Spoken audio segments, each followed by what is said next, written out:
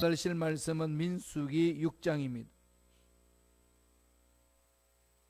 민수기 6장 22절에서 27절입니다.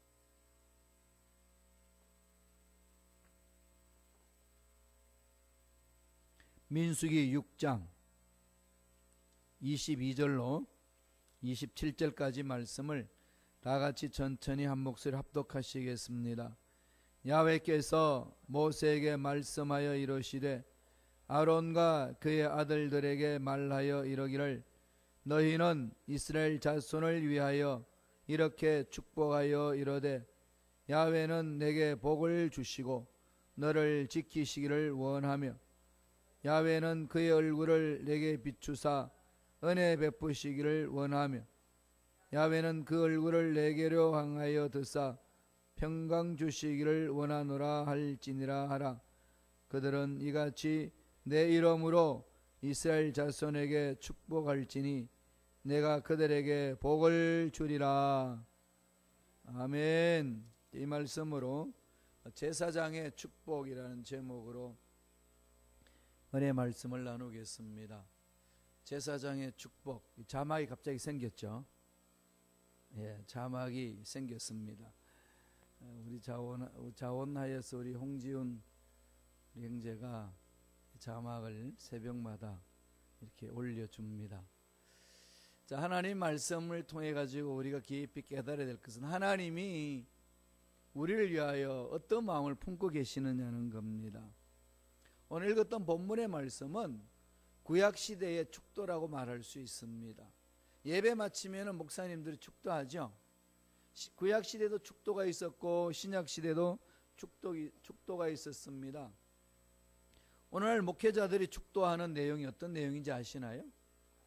많이 들어보셨죠? 그게 어디에 있나요? 예수 그리스도의 은혜와 하나님 아버지의 사랑과 성령님의 교통과 교제케 하심이 성부 하나님, 성자 하나님, 성령 하나님이 주시는 복을 이렇게 선포하잖아요. 예배 마지막에 제일 먼저 마지막으로 선포하는데 그 내용이 어디에 있을까요? 고린도 후서 13장 13절에 있습니다. 고린도 후서 13장 13절에 근거해서 예배 마지막에 하나님이 주시는 축복을 선포해 주는 겁니다. 성부 하나님, 성자 하나님에 대해서 선포해 주는 그 내용이죠. 근데 오늘 읽었던 본문의 말씀에도 하나님께서 세 가지로 축복을 해줍니다. 그게 이제 민수기 6장 21절, 27절에 나오는 말씀이에요. 여기서 말씀하시는 것은 하나님은 우리에게 축복을 주시는 분, 이렇게 딱 못 박아놨습니다. 하나님은 우리를 심판하시는 분, 이건 이후의 사건이고 우리가 이 세상 살면서 주시는 것은 복 주시기를 원한다는 거죠. 철저하게 복 주시기를 원합니다. 복 주시기를 원하는데 오늘날 우리들은 생각이 잘못되어서 철저하게 복을 거부할 때가 있지요. 아니 우리가 복을 거부하지 않았는데 왜 복을 거부한다 그럽니까? 하나님 그렇게 말씀하셨어요. 어떨 때 복을 거부하는 것인지 오늘 말씀을 통해서 우리에게 가르쳐 주고 있습니다. 꼭 기억하세요. 하나님은 복의 근원이십니다. 하나님은 복 주시기를 원하고 계십니다. 우리 모두 행복하게 살기를 원하시지 이 세상 살면서 쪼들리고 저주받고 고통 속에서 고난 속에서 인생을 이렇게 살아갈 수 있도록 하나님은 원치 않습니다. 이미 십자가에서 다 죄를 짊어지시고 다 청산해 주셨지 않습니까? 그래서 우리에게 선포하시는 것은 복을 주신다는 거죠. 사랑하는 사람의 공통점이 있습니다. 사랑하게 되면 어떻게 되죠? 상대방이 뭔가를 주고 싶죠. 정말 사랑하는 사람한테 줄 때에 아까운 생각이 드시나요? 부모님 생각을 해보면 그렇죠. 부모님은 자식들을 위해서 이것저것 다 줍니다. 특별히 한국 부모님들은 더 그러잖아요. 특별히 한국 아줌마들은 더 합니다. 난 못해도 넌 해야 된다면서 뭐 다 갖다 바치잖아요. 목숨까지도 내놓을 수 있을 만큼의 희생이 있습니다. 사랑하는 사람들 사이도 그렇죠. 사랑하면 할수록 좋은 것을 주고 귀한 걸 주고 최선의 것을 주기를 원합니다. 그렇게 줘도 아까워하지 않는다는 것. 이런 차원에서 하나님과 나의 관계를 한번 바라보세요. 근데 주를 위해서 헌신하고 주를 위해서 내놓는 것들이 아까운 건지 아니면은 자꾸 스스로 제한하려고 하는 건지. 동물 세계에서도요, 이 새끼들에 대한 이 사랑은 절대적입니다. 참 이 영상을 통해서 한번 본 게 있는데 감동적인데, 요새 개들을 많이 버리잖아요. 그래서 개들을 많이 버리면은 버려진 개들을 이렇게 보호하는 그 단체가 있습니다. 또 나라에서도 그렇게 하기도 하고. 그래서 이제 새끼를 낳은 개가 있었는데 주인이 버렸습니다. 새끼들하고 분리가 시켰고. 그래서 이제 둘둘 떨고 있는 개를 이렇게 개 보호소로 데리고 와서 개를 보살피는 사람이, 조련사가 잘 보살피려고 그래도 개는 그냥 지저대고 오지도 않습니다. 아무리 잘하려고 줘도 숨어버리고 움틀거리고. 어찌할 수가 없었는데 수습을 해보니까 이 개가 새끼를 낳았는데 버림을 당했다는 거예요. 그래서 그 새끼를 찾았습니다. 조련사가 수습을 새끼를 찾아가지고 거기 두려워하고 괴로워하고 있는 개 앞에다가 그 새끼를 갖다 놓으니까 강아지 소리가 막 이렇게 웅성웅성 나고 냄새가 나니까 그렇게 숨어 다니던 그 어미개가 길을 쫓고 세우더니 그 방향을 해가지고 쏜살같이 달려와서 새끼들하고 얼싸 그냥 안고, 안는 게 이제 다리로 막 그렇잖아요. 그러면서 그 새끼를 만나게 해준 조련사한테, 그렇게 피해 다니던 조련사한테 고맙다고 그냥 고개를 들고 그 손에다가 비비고 몸에다가 비비고 막 그 난리치는 그러한 영상을 제가 본 적이 있습니다. 동물 세계도 그런 거죠. 그러니까 이 어미의 사랑은 이로 감히 우리가 측량할 수 없을 만큼 희생적입니다. 그러나 그 사랑하고는 좋게 비교할 수 없는 정말 강한 사랑이 있습니다. 무슨 사랑일까요? 하나님의 아가페 사랑입니다. 세상에서는 도저히 이해할 수 없는 사랑입니다. 자신의 독생자를 주시면서 사랑하시는 거죠. 그분의 사랑은 여러 가지로 나타납니다. 복을 한없이 주시면서 사랑하죠. 독생자를 내어주시면서 하시는 말씀이, 독생자도 아끼지 아니하시고 내어주신 하나님이 뭐가 아깝다고 안 주시겠냐. 다 주신다는 거죠. 그래서 오늘 세 가지로 제사장을 통해 가지고 주시는 것, 축복이 어떤 것인지 하나님이 복을 말하고 있습니다. 근데 하나님 주시고자 하시는 거죠. 원하신다는 겁니다. 원하시는 복 마음껏 받아 누리시기 바랍니다. 그런데 왜 자꾸 귀복신학이라고 말을 할까요? 복을 받아서 하나님의 뜻과 상관없이 타락한 삶, 세상에 끌려다니는 그 하나님 주신 복을 흘려버리기 때문에 그게 문제라는 겁니다. 복 받고 나서 어떻게 사느냐, 이건 우리가 지적해야 합니다. 건강을 주셨는데, 물질의 복을 주셨는데, 높은 자리까지 올려주셨는데 자기 영달만 위해서 사느냐, 자기 그냥 하나 편안하기 위해서 살고 있느냐, 이건 심각한 문제라는 겁니다. 그건 지적해야 되지만은 하나님이 복의 근원이신데 복의 근원이신 하나님 앞에 복 달라고 부르짖는 건 잘못됐다라고 말하는 그 자체가 잘못되어 있습니다. 절대로 속지 마세요. 성경은 강조합니다. 하나님은 복 주신 하나님이시라고. 그 복을 듬뿍 받아야 될 줄로 믿습니다. 어떤 복을 주신다는 겁니까? 첫째로 보호의 축복입니다. 보호를 해주시겠다는 거죠. 이 세상에 지금 어딜 나가도 이 험악하잖아요. 자동차 몰고 나가도 어떤 사람이 어떻게 덮칠는지 모릅니다. 정말로 아무리 내가 운전을 잘해도 갑자기 일어나는 사건은 어떻게 우리가 보호를 받습니까? 하나님 백성은 보호해 주시겠다고 약속을 합니다. 민수기 6장 24절 다 같이 한번 보지요. 민수기 6장 24절에 이렇게 말씀합니다. 읽습니다. 야훼는 내게 복을 주시고 너를 지키시기를 원하며, 뭐 하신다는 분이죠? 복을 주시고 지키시기를 원한다는 거예요. 우리의 생각, 우리의 말, 우리의 삶, 나가도 들어와도 하나님이 지켜주신다는 거예요. 지켜주시는 하나님. 이 하나님 때문에 우리가 당당하게 살아갈 수 있는 것 아니겠습니까? 그러니까 하나님이 말씀하시는 것은 만복의 근원이 되신다. 그 오늘 말씀을 보면 누구에게 복을 주신다고 그러죠? 자말 한번 또 띄워보실래요? 6장 24절 민수기. 누구에게 복을 준다고 그러나요? 야훼는 내게 복을 주시면 나한테 복을 준다는 거죠. 여기 있는 저와 여러분에게 복 주신다고 말씀합니다. 너에게 내가 복을 주마. 그리고 너를 지키기를 원한다. 다른 사람이 아닌 나, 하나님과 나의 관계를 말하는 거죠. 그러니까 지켜주시는 복, 건강을 지켜주시고 외부로부터 해를 입는 것을 지켜주시고 그러면서 그 복 주시기를 기뻐하신다. 그렇게 말씀을 합니다. 그런데 이 복을 누리지 못한 이유는 뭘까요? 복을 주시는 분이 누군지를 모르니까, 그분을 신뢰하지 못하기 때문에 그렇습니다. 나에게 복을 주신 하나님 어떤 분인지를 정확하게 한다면 어떤 상황이 있어도 그분께 집중하는 것 아니겠습니까? 어떤 명령에도 순종하는 거죠. 아브라함이 바로 그런 삶을 살았습니다.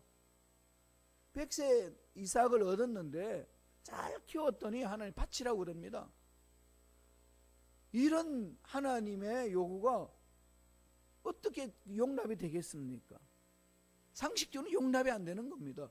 아니 주실 때는 언제 또다시 내놓으라고 그러시냐고. 이 독생자 아들 이렇게 내놓으면 됩니까?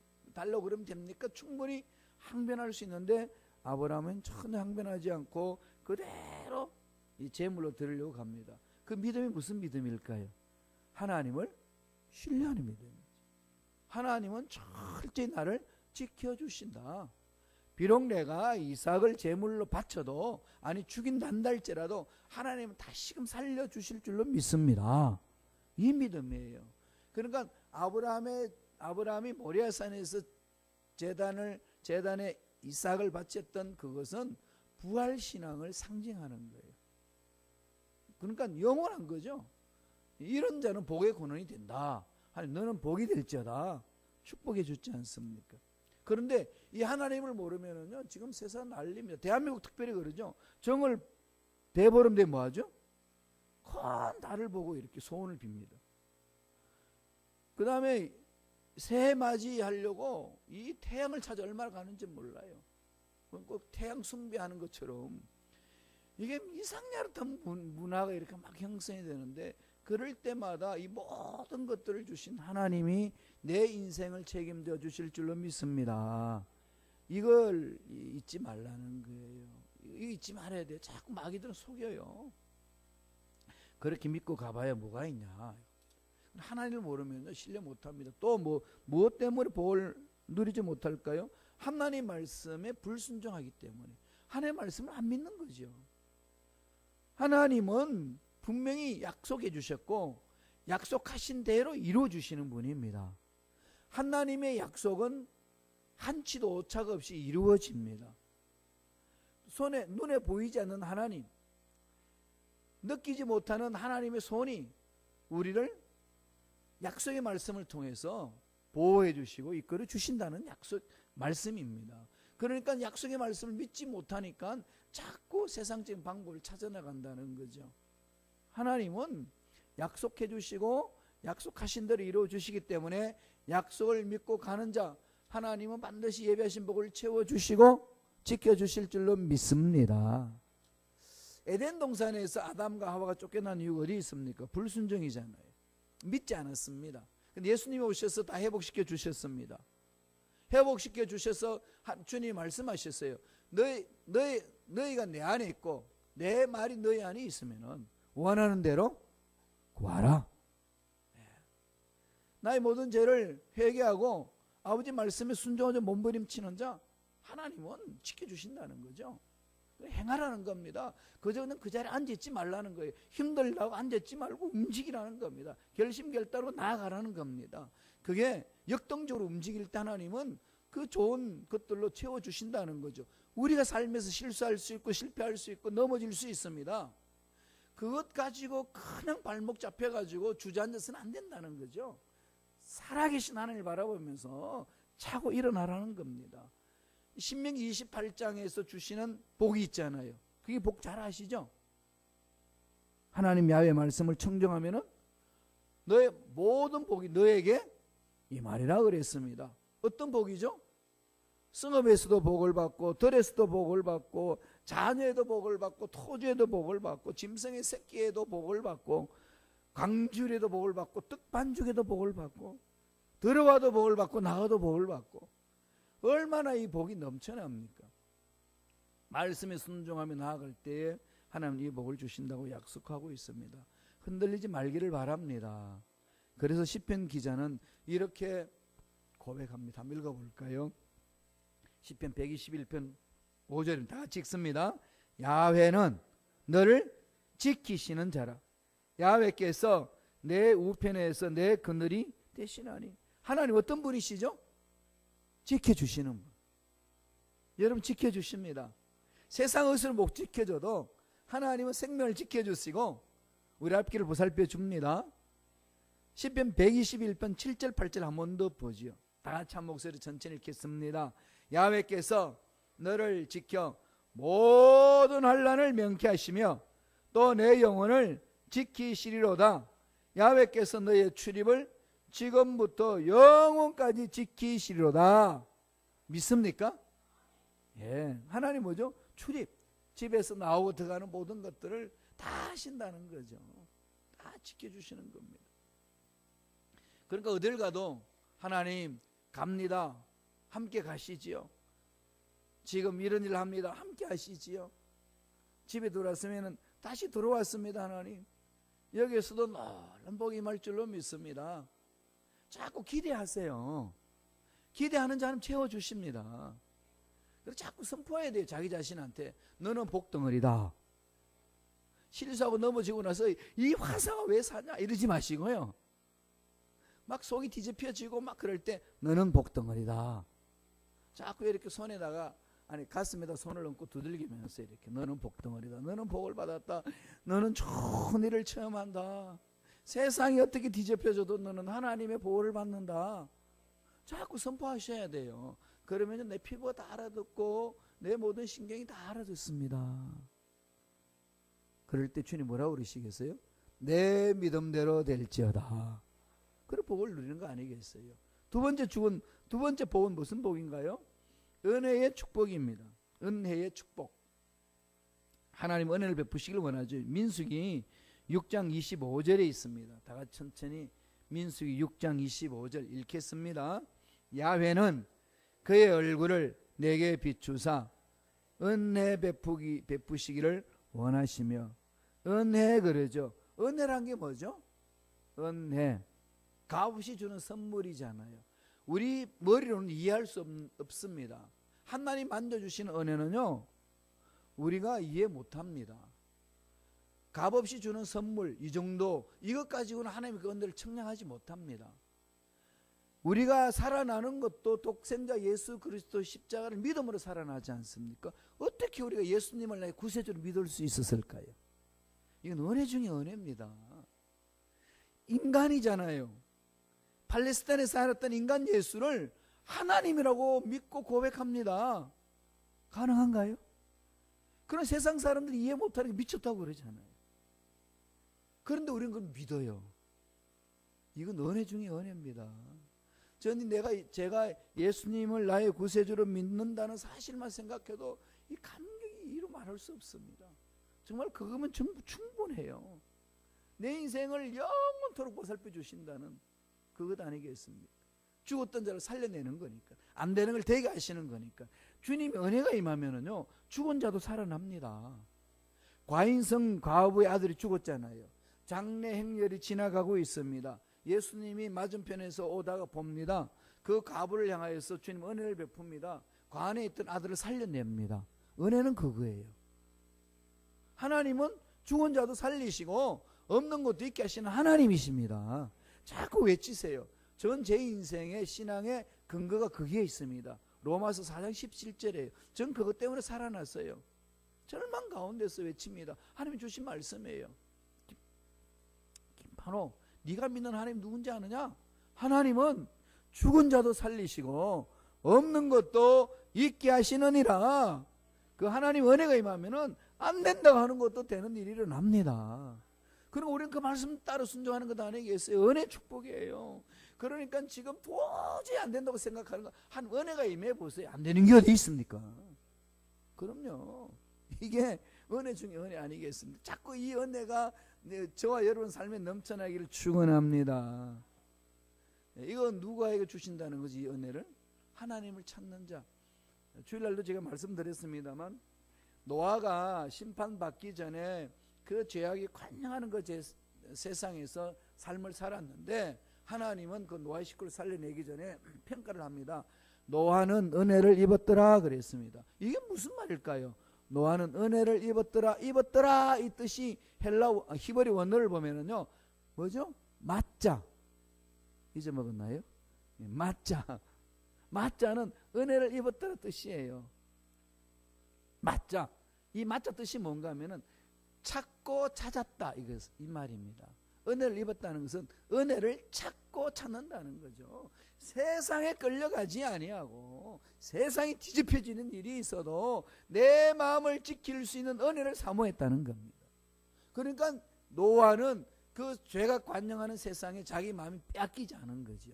은혜를 찾았으니까. 하나님 은혜가 임하는 자는 어떤 문제 앞에서도 당당할 수 있습니다. 그래서 구해야 되는 거예요. 주여 나에게 은혜를 허락하여 주옵소서. 그래서 보험성가 중에 그러잖아요. 나 무엇과도 주님을 바꾸지 않으리.